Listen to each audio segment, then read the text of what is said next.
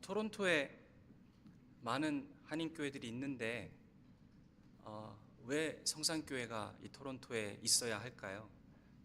성산교회가 이 토론토 지역에 존재해야 되는 이유가 뭘까요? 저희가 교회를 하는 이유는 사람 한번 잘 섬겨보자고 교회를 하는 것입니다. 오늘 예배당에 오실 때 저 앞에 있는 계단을 올라오셨을 텐데요. 오른쪽 벽에 그 현수막을 하나 걸어두었습니다. 거기 현수막에 보면은 교회의 목적, 교회 비전이 뭔지 적혀 있는데요. 모든 족속으로 건강한 그리스도의 제자를 세우는 것이 우리 성산교회의 목적이고 비전입니다. 저희가 교회를 하는 이유, 성산교회를 하는 이유는 한 영혼 잘 섬겨보자고, 사람 잘 섬겨보자고 이 교회를 하는 것입니다. 오늘 본문에 보시면 우리가 잘 알고 있는 비유입니다. 어떤 사람에게 100마리의 양이 있는데 99마리는 있고 양 한 마리가 길을 잃어버렸습니다. 우리 잘 알고 있는 비유입니다. 병행 구절인 누가복음 15장에도 있지요. 차이가 있습니다. 마태복음 18장에 있는 어린 양은 불신자가 아닙니다.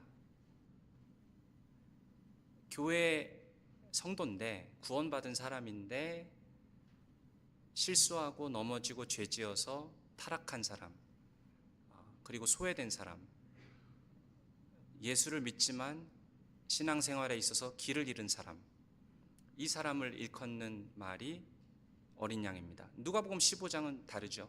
누가복음 15장에서는 정말 불신자를 뜻합니다. 그래서 누가복음 15장 설교를 제가 하게 되면 그때는 불신자 한 명 한 명을 우리가 전도합시다, 그런 설교를 할 텐데, 오늘은 마태복음 18장이기 때문에 교회에 있는 사람들 중에 실족한 사람, 넘어진 사람, 길을 잃은 사람, 신앙은 있지만, 믿음은 있지만 그러나 죄 때문에 넘어진 사람, 이런 분들을 교회가 어떻게 섬겨야 하는가, 이런 주제로 제가 말씀을 전하려고 하는데요. 특별히 오늘 10절 말씀을 보시면 이렇게 말합니다. 삼가 이 작은 자 중 하나라도 업신여기지 말라. 여기서 말하는 이 작은 자, 이 사람은 누구냐 하면은 성도입니다. 예수를 믿고 구원은 받았는데 그러나 그 중에 작은 사람이 있다라는 것이죠. 그리스도인들이지만 방황하는 사람입니다. 거듭난 사람이라 할지라도 실수하고 넘어져서 그 삶이 거의 불신자와 방불한 그런 삶을 살아가는 사람이 있을 수 있습니다. 외로운 사람일 수 있습니다. 교인들 사이에 관계가 막혀 있어서 고립된 사람일 수 있습니다. 아무도 신경 쓰지 않을 정도로 너무 작고 또 보잘것없어 보일 수 있는 그런 사람일 수 있습니다. 그런데 이런 작은 자를 향해서 예수님께서 어떻게 하라고 하십니까? 10절에 보니까 삼가 이 작은 자 중 하나도 업신여기지 말라, 업신여기지 말아라, 이렇게 말씀하십니다. 그 사람이 소중하다라는 것이죠. 이 업신여긴다라는 말은 경멸한다, 무시한다, 그림자 취급한다, 아니면 그냥 무관심으로 일관한다, 이런 뜻이겠지요.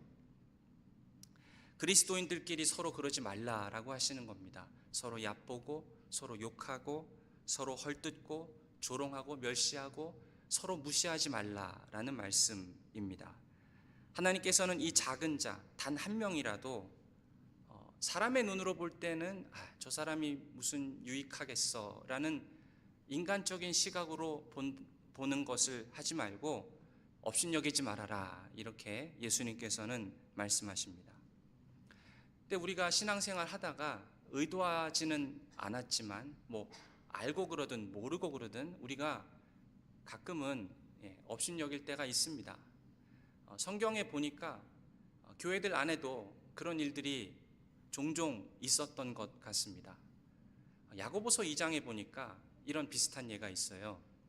교회에 성도들이 들어오는데 어떤 사람은 손에 금가락지를 끼고 아름다운 옷을 입고 들어옵니다. 근데 또 동시에 어떤 사람은 남루한 옷을 입고 가난한 사람이 교회에 들어옵니다. 근데 안내하는 사람이 금가락지고 아름다운 옷을 입은 사람은 여기 좋은 자리가 있으니 여기 앉으세요 라고 하는데, 남루한 옷을 입고 가난한 사람에게는 저기 어디 구석에 가서 그냥 앉으시라고, 사람을 외모로 차별을 하는 것입니다. 그렇게 외모로 차별을 한다면 그것은 가난한 사람을 업신여기는 셈이 되는 것이죠. 또 성경에 보면은 형제를 업신여기는 예가 있는데, 이 교회에서 신앙생활 잘 하다가 죄를 지어서 타락한 사람이 있습니다. 죄 때문에 망가진 사람이 있습니다. 그 사람의 잘못된 행동 때문에 내가 오히려 피해를 보는 그런 경우도 있습니다. 상처받을 수 있습니다. 그런데 그 실수한 사람, 타락한 사람을 그냥 방치합니다. 전혀 신경을 안 씁니다. 글쎄요, 그 사람은 자기가 선택해서 잘못한 건데요. 자기가 정신 차리지 않으면은 누가 그 사람 도와줄 수 있겠어요? 그냥 이렇게 치부해 버립니다. 그 사람 정말 하나님께로부터 큰 벌을 받을 사람이야. 그냥 교회에서 눈에 안 보이면 좋겠어. 그냥 무시하고 무관심하고, 이런 태도는 그 한 작은 사람을 업신여기는 것이죠. 또 형제 자매를 업신여기는 그런 경우들이 성경에 있습니다. 이게 내가 자유가 있고 내가 원하는 것을 한다고 할 때 그 자유로운 행동이 내 믿음에는 상관이 없다라고 할 수 있지만, 내 자유로운 어떤 선택과 행동 자체가 다른 사람의 신앙의 양심에 거리끼는 그런 일들이 있을 수 있습니다. 거리끼는 걸 알면서도 굳이 내가 원하는 자유로운 그 일을 하는 경우들이 있지요. 예를 들어서 술 먹는다라고 해서 그 술 먹는 게 내 믿음에 무슨 상관이나 있어? 나는 술을 먹어도 내 믿음과는 아무 상관이 없어. 왜 내가 다른 사람 눈치를 보면서 거기에 맞춰야 해요? 술을 불편하게 생각하면은 그거는 그 사람 문제지. 나는 내 신앙의 자유가 있는데, 내 신앙의 결정, 내가 마시든 말든 그건 존중받아야 해요. 그런데 사도 바울은 로마서 14장에서 이렇게 말합니다. 너희가 먹는 것이나 마시는 것이나 음식으로 인해서 그 음식으로 말미암아 하나님의 사업이, 하나님의 나라가 무너지지 않게 하라, 분명히 말하고 있습니다. 내 자유가 누군가의 선한 양심을 무너뜨리려고 하는 것이라면 그런 방식으로 우리는 다른 사람을 업신여길 수 있다는 것이죠. 원하든 원하지 않든 우리는 여러 가지 다른 행동들을 통해서 사람들을 업신여기는 경우들이 있습니다. 어떤 성도들은 재정적으로 너무 힘들어요. 우리가 잘 아는데 그 재정적으로 힘들어하는 성도에 대해서 도와주려고 하거나 또 굳이 하는 것은 전혀 관심이 없으면서 그저 자기는 하나님께서 나에게 복 주셔서 자기가 가진 것들을 펑펑 쓰고 다른 사람이 재정적으로 힘들어하는 것 아랑곳하지 않고 그냥 그렇게 자기 자유라고 하면서 사치를 하는 사람들이 있다면, 그러면 사치함으로써 그 한 사람의 마음을 어렵게 하는 것이죠. 또 이런 경우도 있습니다. 정말 나를 사랑하는 사람이 있고 또 나의 영적인 안전과 안녕을 위해서 마음 쓰는 사람이 있습니다. 나에게 찾아왔어요. 정말 사랑하는 마음으로 나에게 나의 죄를 지적하고, 형제 그럴 필요 없잖아, 왜 그렇게 해? 라고 얘기를 했는데, 내 입장에서는 그 사람이 나의 잘못을 지적하는 것을 아주 불쾌하게 생각하고 저 사람이 나를 공격하고 있네? 이런 식으로 받아들인다면 그것 또한 자기를 정말 진심으로 걱정하는 사람을 업신여기는 행동이 될 수도 있겠죠. 또 내 이익을 위해서, 내 유익을 위해서 정말 선한 어떤 성도를 이용하는 그런 일도 있다라고 한다면 그것 역시 그 성도를 업신여기는 일이라고 할 수도 있습니다. 신앙생활하고 교회에서 같이 그리스도의 몸을 이루어갈 때 우리가 원하든 원하지 않든 부지 중에 또 알고 그러든 이런 업신여기는 일들을 우리가 범할 때가 있습니다. 그런데 오늘 10절에 예수님은 말씀합니다. 삼가 이 작은 자 중에 하나도 업신여기지 말라. 왜 한 영혼이라도 소중히 여겨야 할까요? 그 한 사람이라도 업신여기지 말라고 한 것은 그 영혼을 소중히 여기라는 뜻입니다. 작은 자들 중에 하나라도 업신여겨서는 왜 안 될까요? 오늘 본문에서는 세 가지 이유를 말씀합니다. 첫째로, 하나님께서 작은 사람을 돌보시기 때문입니다. 10절에 보니까 삼가 이 작은 자 중에 하나도 업신여기지 말라 너희에게 말하노니 그들의 천사들이 하늘에서 하늘에 계신 내 아버지의 얼굴을 항상 배옵느니라. 하나님께서 한 영혼 한 영혼을 돌보시는데 누구를 사용하시죠? 천사를 사용하십니다. 그래서 이 천사가, 거룩한 천사가 하나님의 얼굴을 항상 배웁죠. 그런데 이 성경 구절은 우리 모두에게 각자 한 사람씩 다 수호 천사가 있다, 그런 말씀은 아닙니다. 성경에서는 우리 각자에게 수호 천사가 있다라는 것을 뒷받침하는, 증명해내는 성경 구절은 없습니다. 그런데 성경에 보면은 천사를 보내신 이유에 대해서 히브리서 1장 14절을 보면 이렇게 말씀합니다. 모든 천사들은 섬기는 영으로서 구원받을 상속자들을 위하여 섬기라고 보내심이 아니냐. 그러니까 한 사람 한 사람을 하나님께서 돌보시는데 천사를 보내서 그 한 영혼을 섬기라고 보내시는 것이죠. 그러니까 하나님께서 얼마나 우리 각 사람들을 돌보시고 계시는가, 얼마나 각 사람들을 소중히 여기고 계시는가. 천사까지 보내서라도 그 사람을 섬기도록 하시는 것이 각 사람을 돌보시고 소중히 여기시는 하나님의 마음이라고 한다면, 그러면 저와 여러분은 우리 서로 형제자매를 소중히 여겨야 한다라는 것입니다. 두 번째로, 작은 자를 영접하는 것이 곧 예수님을 영접하는 것이기 때문입니다. 왜 우리가 한 영혼을 소중히 여겨야 됩니까? 왜 업신 여기서는 안 됩니까? 그 한 사람에게 우리가 인격적으로 대하면 그것이 지금 누구에게 인격적으로 대하는 것이라고요? 누구에게 하고 있는 것이라고요? 예수님에게 동일하게 하고 있다라는 뜻입니다. 조금 위로 올라가서 5절 말씀을 보시면은요, 또 누구든지 내 이름으로 이런 어린아이 하나를 영접하면 곧 나를 영접함이니. 지금 예수님께서 뭐라고 하고 있습니까? 그 작은 소자, 작은 그 한 사람과 자기를 동일시하고 있습니다. 이 작은 사람에게 너희가 하는 그것이 곧 나에게 하는 것과 똑같다라고 하시는 것이죠. 예수님께서 왜 그 한 사람에게 누가 잘해주면 나한테 하는 것이다 라고 생각할까요? 제가 좀 생각을 해보았습니다. 생각을 해보니까 뭐 이게 좋은 비유가 될 수 있을지 모르지만 우리가 다 자식이 있지 않습니까? 우리가 우리 자식한테 얼마나 잘해줍니까? 진짜 내 생명같이 여기죠. 누군가가 내 자식에게 데리고 가서 밥을 사준다거나 아니면 좋은 일을 해주면 우리 부모로서 진짜 고마운 마음이 들어요. 꼭 나한테 그분이 해주시는 것 같죠. 우리가 가끔 성도들이 누구를 대접한다거나 아니면 성도들을 점심시간에 같이 주일날 점심 식사를 하면 저희가 기도할 때 예수님 섬기는 마음으로 성도들을 공개하는 저들의 마음을 주님 받아주시옵소서, 가끔 그렇게 기도를 하거든요. 그러니까 예수님께서 그 작은 소자를 얼마나 소중히 여기시면 그에게 하는 것이 나에게 하는 것과 똑같다라고 하시는 걸까요? 그 사람의 영혼의 구원을 위해서 예수님은 하늘에서 모든 영광을 버리시고 이 땅에 오셔서 죽으셨습니다. 자기의 소중한 피를 흘리셨습니다. 어느 것과도 비교할 수 없는 가치로운 것을 그 사람을 위해서 부으신 것입니다.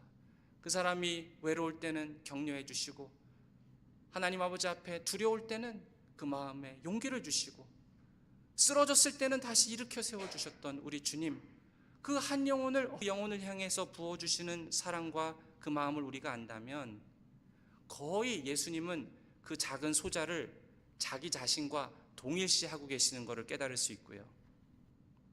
그러면 우리가 그 사람에 대한 눈을 열 수 있습니다. 예수님께서 이렇게 소중히 여기시면 나도 그래야겠구나.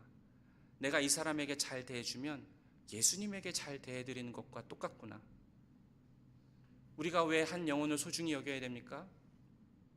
그 한 사람과 자기를 동일시할 정도로 많이 사랑하시는 예수님을 떠올려 볼 때 우리도 그 사람을 예수님처럼 생각하며 섬길 수 있다라는 것입니다. 셋째로, 왜 이 작은 자들 중에 하나라도 업신여겨서는 안 될까요? 왜냐하면 하나님께서는 한 영혼이라도 귀하게 여기시기 때문입니다. 12절부터 보시면 어떤 사람에게 100마리의 양이 있습니다. 이 100마리의 양은 뭘 뜻할까요? 교회의 모든 성도를 뜻합니다. 99마리는 영적으로 성숙한 사람, 예수님의 길을 잘 따라가고 있는 사람이라고 할 수 있다면, 이 한 사람은, 이 한 마리의 잃어버린 양은 무슨 일인지 모르지만 실족하거나 죄짓고 넘어져서 타락하여서 길을 잃어버린 사람입니다. 그런데 하나님께서는 그 길 잃어버린 사람에 대해서 어떻게 마음을 품고 계시나요? 어떻게 해서든지 필사적으로 그 사람에게 쫓아가서 그 사람을 끝까지 붙드신다라는 것입니다. 돌아올 수 있도록 인도하신다라는 것입니다. 하나님께서 그 사람의 영혼을 사랑하셔서 구원해 주셨다면 그 구원해 주신 그 구원을 그 사람이 천국문에 들어갈 때까지 끝까지 놓치지 않으시고 그 사람의 손을 붙드시고 인도하시는 분이 우리 하나님이라는 뜻입니다. 이것이 우리 성경에서 말하는 성도의 견인 교리라고 저희들이 이해하실 수 있습니다. 그 사람이 하나님 앞에서 구원받은 자라면 끝까지 하나님은 포기하지 않고 그 영혼을 향해서 달려가시고 쫓아가시고 구원해내시고 그리고 천국문에 이를 때까지 절대로 놓지 않으신다라는 말씀입니다. 우리 예수님도 그렇죠. 길 잃은 양을 찾는데 그치지 않고 그 양을 위해서 자기 목숨을 내어주셨습니다. 저와 여러분은 목자이신 예수님께서 돌보시는 그런 양임을 우리가 잊지 말아야 합니다. 우리가 길을 잃지 않도록 반드시 지키시고 우리를 구하실 것입니다. 그러니까 한 영혼이라도 놓치기 싫어하시는 것이 하나님의 마음이라면 그럼 우리는 어떻게 해야 될까요? 하나님께서 알아서 하시겠지. 하나님께서 한 영혼이라도 놓치기를 원하지 않으신다면 그냥 정신 못 차리고 타락한 그 사람 하나님께서 알아서 하시겠지. 이렇게 넘겨서는 안 됩니다. 하나님께서 한 영혼을 소중히 여기셨듯이 우리도 그 한 영혼, 그 한 형제 자매를 소중히 여겨야 한다라는 것이죠. 하나님께서는 우리가 이런 하나님의 마음을 본받기를 원하십니다. 하나님께서 넘어진 사람을 어떻게 대하셨습니까? 죄 지은 사람 하나님께서 어떻게 대하셨습니까? 잠깐 타락하고 잠깐 고립되고 잠깐 길을 잃고 방황하는 그 사람을 하나님께서 어떻게 하셨습니까? 우리도 그와 같이 형제자매를 대해야 됩니다. 어떻게 이 작은 소자를 우리가 대할 수 있을까요? 어떻게 한 영혼을 사랑할 수 있을까요? 어떻게 여러분에게 잘못한 그 형제를 어떻게 대할 수 있을까요? 너무 교만해서 나는 그 성도의 돌봄 따윈 필요 없어, 나 혼자 신앙생활 잘할 수 있어 라고 생각하는 그 사람 우리가 어떻게 대할 수 있을까요? 잘 걸어가다가 삐끗하여서 죄짓고 넘어져서 우리 마음에 아픔을 주고 보기만 해도 불쾌한 그런 잘못을 저지르면서도 자기가 길을 잃어버렸는지 아닌지도 깨닫지 못하고 있는 그런 사람이 있다면 그 영혼 우리가 어떻게 해야 할까요? 그런 길 잃은 영혼들 우리가 어떻게 대해야 하겠습니까? 보통 그렇게 죄 때문에 넘어지고 길을 잃은 사람들이 있다라고 한다면 사람들이 두 가지 반응을 취합니다. 첫 번째 반응은 그냥 요즘에 세상이 너무 도덕적으로 해이하고 세상이 너무 타락했기 때문에 다 그렇지 뭐 그러면서 그냥 무관심으로 일관합니다. 그 사람이 잘못을 행해도 요즘 돌아보면 세상이 너무 타락했잖아. 다 간음도 잘 저지르고 거짓말도 계속하고 사업을 하더라도 나라에다가 세금 신고 정확하게 안 하는 사람들 너무 많잖아. 그 사람 그렇게 잘못한 것도 아니야. 그러면서 아무렇지도 않게 대수롭지도 않게 그렇게 생각합니다. 별거 아니라고 생각하는 것이죠. 이것이 첫 번째 반응입니다.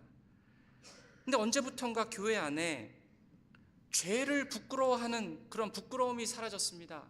한 3, 40년 전만 해도 정말 자기 입 밖으로는 도저히 말할 수도 없는 그런 잘못들을 저지르면 부끄러워서 말도 못했어요. 그런데 요즘은 그냥 아무렇지도 않게 자기가 잘못한 것을 그냥 다른 사람에게 척척 이야기를 합니다. 부끄러움을 잃어버렸습니다. 그러면서 자기는 옛날 사람들보다는 난 그렇게 더 위선적이진 않아, 그렇게 얘기를 해요. 옛날 사람들은 죄를 다 말도 안 하고 숨기기라도 했다면 나는 잘못한 거 있으면 똑똑하게 얘기할 수 있어. 난 옛날 사람들보다 그렇게 위선적이지 않아 라고 하면서 그냥 자기 죄를 솔직하게 다 얘기합니다. 그리고 그거를 보고 있는 다른 사람도 세상이 타락해서 그랬겠지, 저 사람은 적어도 자기가 잘못했다는 것을 자기 입으로 잘못했다고 했으니까 위선자는 아니네, 이러면서 그냥 아무렇지도 않게 생각합니다. 그 양심이 화인 맞은 것이죠. 잘못하면은 부끄러워할 줄 알아야 되는데 어느덧 우리 마음속에 부끄러워할 줄을 모릅니다. 또 다른 반대 극단은 공동체 안에서 실수하고 잘못하고 죄 지으면 마음속에 굉장히 불쾌해합니다. 어떻게 교회를 저렇게 다니면서도 저런 짓을 할 수 있지? 그 길 잃은 사람에 대해서 그냥 무시합니다. 아니 저 사람이 자기가 판단하고 자기가 결정해서 자기가 잘못했으니 자기가 정신 차리지 않으면 누가 도와줄 수 있을 수나 있을까라고 하면서 그냥 무시하고 방치하고 본인이 알아서 책임지면 좋을 일이지라고 하면서 관심을 갖지 않습니다. 도와주질 않습니다.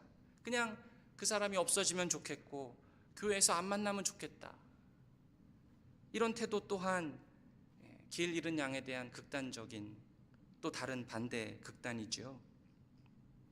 성경은 이 두 가지 극단을 모두 조심해야 한다고 말합니다. 에베소서 4장 15절은 이렇게 가르칩니다. 오직 사랑 안에서 참된 것을 하여, 오직 사랑 안에서 참된 것을 하여. 영어 성경을 보면 이렇게 말합니다. Speaking the truth in love. 사랑 안에서 참된 것을 말하라. 잃어버린 양을 우리가 대할 때 두 가지가 반드시 필요합니다. 사랑과 진리입니다. 그 영혼을 사랑하는 것이죠. 그 영혼이 얼마나 중요한지 그 영혼을 절대로 포기하지 않고 품어야 합니다. 그 사람이 행한 짓을 생각하면은 막 속이 상하죠. 왜 저렇게 말하고 다니지? 왜 저렇게 부딪히고 다니지? 왜 저런 잘못을 저지르고 왜 깨닫지를 못하지? 마음속에 막 불편함이 올라오고 원망스러움이 있고 그 사람의 잘못 때문에 내가 막 속이 상하는 그런 일이 있었으면 진짜 저 사람 용서하기 힘들다, 그런 생각이 막 올라옵니다. 그때 어떻게 해서든 포기하지 않고 남처럼 생각하지 않고 끝까지 품으려고 하고 다가가려고 하고 도와주려고 하고 사랑하려고 하는가? 사랑이 필요합니다. 그런데 그 사람에게 사랑이 들어가면 그 사람이 변하나요? 사랑만 가지고는 그 사람 변하지 않습니다. 그래서 진리가 필요합니다. 그 사람에게 진리가 들어가야 됩니다. 말씀이 들어가야 됩니다. 복음이 들어가야 됩니다. 복음은요, 그 사람에게 어떤 소속감만을 주는 것이 복음이 아닙니다. 넌 하나님의 자녀가 되었어, 너는 교회 안에 한 식구가 되었어, 그냥 사랑받는 느낌만 주는 게 복음이 아닙니다. 복음은 무엇입니까? 그 사람에게 진리가 들어가는 것입니다. 그 사람이 바뀌기 위해서는 말씀이 들어가야 됩니다. 우리가 그 사람을 위해서 섬기고 자기를 부인하고 종이 되는 것이 맞는데 우리가 잊지 말아야 할 것이 있습니다. 우리는 사람의 종이 아닙니다. 우리는 그리스도의 종입니다. 제가 여러분의 종인가요? 겉으로 드러나는 것은 여러분을 섬기는 모습이 맞는데 저는 하나님의 종입니다. 하나님의 종으로서 여러분 앞에 섭니다. 말씀을 가지고 섭니다. 그것이 반드시 들어가야 됩니다. 말씀이 없이는 사람이 변하지 않습니다. 바뀌지 않습니다. 그래서 말씀이 들어가서 그 하나님의 말씀 앞에 그 영혼이 서서 이 부분이 내가 잘못된 것이구나, 이것을 바꾸어야겠구나, 그러면서 회개함으로 믿음으로 하나님을 다시 붙들어야 됩니다. 그것이 복음이죠. 그런데 이 세상에 있는 사람들은 우리한테 뭐라 그러나요? 하나님은 너를 사랑하시고 하나님은 너를 기뻐하시니까 그냥 너 죄에 대해서는 생각하지 않고 살아도 괜찮아, 이렇게 말합니다. 그것은 잘못된 메시지입니다. 복음은 무엇이라고 말합니까?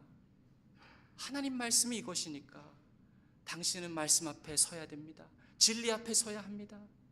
그리고 회개하셔야 됩니다. 그리고 돌이키셔야 됩니다. 회개하고 돌이키면 당신은 더 이상 길 잃은 자가 아닙니다. 당신은 길 잃은 양이 아닙니다. 길을 찾은 하나님의 백성입니다. 그것이 복음의 메시지예요. 그 잃어버린 양을 우리가 사랑과 진리로 컨프런트하고 그 앞에 설 때 만약 그 사람 우리가 얻으면요, 그것은 내가 한 것이 아니죠. 하나님께서 하신 일입니다. 얼마나 하나님께서 기뻐하십니까? 한 영혼이 길을 잃었다가 길을 찾았습니다. 하나님 너무 기뻐하십니다. 하나님 즐거워서 어쩔 줄을 모르세요. 우리 안에 그런 기쁨이 있습니까? 아유, 뭐 하나님께서 하시면 될 일이지, 아유, 목사님이 하면 될 일이지, 전혀 내 일이 아닌 것처럼 생각할 것이 아니라 그 영혼을 주님의 마음을 가지고 같이 품어서 바라보고 같이 기뻐하고 그 영혼이 주님께로 돌아오는 것을 같이 꿈꾸고 그 일을 위해서 어떤 일이든 어떤 값지 부리든 무엇이든지 내가 가능한 것을 찾아서 한 영혼이라도 사랑하고 붙들고 다가가려고 하는 그런 마음, 사랑하는 여러분, 우리에게 있습니까? 그리스도인은 자기 자신을 위해서 사는 사람이 아닙니다. 그리스도인은 남을 위해서 사는 사람입니다. 그리스도인은 남을 위해서 사는 사람입니다. 내가 신앙심이 좋아서 이 세상에서 잘 되고 하나님을 등에 업고 내가 바라는 것 다 이루고, 그것이 우리 신앙생활의 목표가 아닙니다. 예수님께서 걸어가신 그 섬김의 길, 예수님께서 오셔서 섬김을 받으려고 하는 것이 아니라 도리어 섬기려 하고 많은 사람들의 종이 되려고 하셨던 그 예수님, 자기를 부인하고자 하는 그런 모습으로 사람들에게 다가가는 것, 그리스도인은 남을 위해서 사는 사람입니다. 왜 우리가 성산교회를 합니까? 사람 한번 잘 섬겨보자고 교회를 하는 것입니다. 한 영혼 살아가시는 그 아버지 하나님의 마음을 쫓아서 우리도 한 영혼 사랑하고 그 사람을 섬기려고 하는 것, 그 이유 때문에 우리가 교회를 하는 것입니다. 여러분, 사람들의 마음속에 있는 그 무너짐을 보십니까? 그분들 마음속에 있는 필요를 보십니까? 외로움을 보십니까? 저들 마음속에 있는 영적인 필요를 보십니까? 관계의 필요를 보십니까? 그들 마음속에 정서적인 필요를 보십니까? 그들이 격려받아야 하는 그 필요를 보고 계십니까? 무엇보다도 말씀의 필요를 보고 계십니까? 길 잃은 사람들, 넘어진 사람들, 가장 작은 사람들에게 찾아가서 저들의 영혼이 잘 되기를 바라고 말씀으로 먹이고 치유할 때 저들이 다시 일어설 것입니다. 그것이 우리가 가지고 있는 믿음이고 우리가 그리스도 안에서 경험한 것들입니다. 복음으로 다시 회복될 것입니다. 그 길 잃은 사람들, 그 사람들이 자리에서 돌이켜서 주님께로 돌아올 것입니다. 그것을 꿈꾸고 계십니까? 하나님께서 성산교회를 토론토 땅에 허락해 주신 이유가, 많은 교회들이 토론토에 있는데 왜 꼭 성산교회가 있어야 하는가? 사람 한번 잘 섬겨보자고 우리가 교회를 하는 것입니다. 목사가 다 일을 할 수 없습니다. 제가 10년 넘게 영어권 사역을 하면서 어떻게든 리더들을 세워보려고 했어요. 리더들을 세워서 같이 해보려고 했습니다. 리더를 잘 세워보려고 했는데 흐지부지 될 때가 많았습니다. 우리 스티브 연수 집사님 집에 리더들을 불러다가 훈련을 시켰습니다. 큐티 훈련시키고 기도 훈련시키고 말씀 암송시키고 몇 년 가는 것 같았어요. 그런데 중간에 흐지부지 되었습니다. 그러다가 다시 이번에 월요일 날 한번 모여보자 해서 또 저희 집에 다 불러다가 같이 찬양하고 기도하고 또 말씀 읽으면서 또 훈련을 시켰는데, 그런데 그러다 보니까 한 사람 두 사람 떠나고 몇 사람 안 남았습니다. 그래서 제가 이래선 안 되겠다 싶어서 정말 절박한 심정으로 어떻게 해야 될까 고민을 하다가 미국에 가정교회 세미나라는 것이 있더라고요. 물론 제가 가정교회 개념을 다 동의하는 건 아니지만 그래도 가서 세미나를 듣고 왔습니다. 다녀오면서 그래, 이 방법이야. 이거 말고는 이제는 EM 사역 이거마저 실패하면 더 이상 할 수 있을까? 그런 절박한 마음으로 왔어요. 한 사람 두 사람 모아서 처음에는 20명이 모았습니다. 몇 달을 지났는데 한 6명 남더라고요. 그래서 그 6명, 8명 데리고 또 매주 한 번씩 밤마다 모이면서 또 훈련을 시키는데 코로나가 와버렸습니다. 모임을 할 수가 없어요. 또 흐지부지 되었습니다. 그러다가 T공동체 학습을 알게 되었습니다. 이 T공동체 학습이 참 좋은 게 말씀 중심으로 교제하는 그런 소그룹 모임이 되면 정말 좋겠다. 사람들이 아무리 친해도요, 말씀이 없으면요, 소그룹 아무리 열심히 해도 남는 게 없습니다. 우리 진짜 친했어, 그것밖에 안 남습니다. 근데 이 T공동체 학습을 하면은 말씀이 우리 교제의 중심이 되고 말씀을 우리의 삶 속에서 습관처럼 그렇게 실천하는 그런 일들을 통해서 말씀을 중심으로 같이 자라나는 그 일을 해보려고 한 것이죠. 그래서 감사하게 코로나 기간 동안에 줌으로 모이면서 영어권에서 그것을 계속했습니다. 그리고 이제 코로나가 풀리면서 교리 공부를 시켰습니다. 웨스트민스터 신앙고백 가르치고 또 제자훈련하고요. 지금 계속하고 있습니다. 그런데 그런 가운데 형제 중에 한 명이 많이 힘들어했습니다. 그냥 놔두면 안 될 것 같아서 월요일 밤마다 같이 만나서 같이 한 사람을 놓고 계속 교제를 했습니다. 말씀으로 교제하고 기도하고 얘기도 나누고. 그러니까 월요일마다 한 5년이 지났어요. 근데 이 형제가 어느 날 저한테 그러는 거예요. 목사님, 저 이제 사람들 섬기면서 살아볼래요. 그러는 겁니다. 제가 마음속에 리더를 세워서 함께 그 일을 하고 싶었는데 늘 영어권에서 지금 오래 사역하면서도 늘 혼자서 끌어당긴다라는 생각이 있었습니다.